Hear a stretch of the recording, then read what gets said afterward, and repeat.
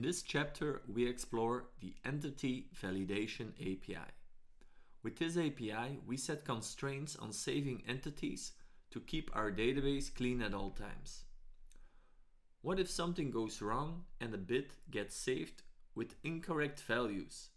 The Entity Validation API ensures that all entities pass the validation criteria. We can add validation on an entity level or on a field level. For our bits, we will first validate to make sure all values are set and there is not a value that is empty before it gets saved. So we could do these checks in our submit form. We have our bidding form, and in the submit form, now we could do these checks, but what if a bid gets saved from a mobile app or something, or Drupal can accept entity insertions from multiple sources?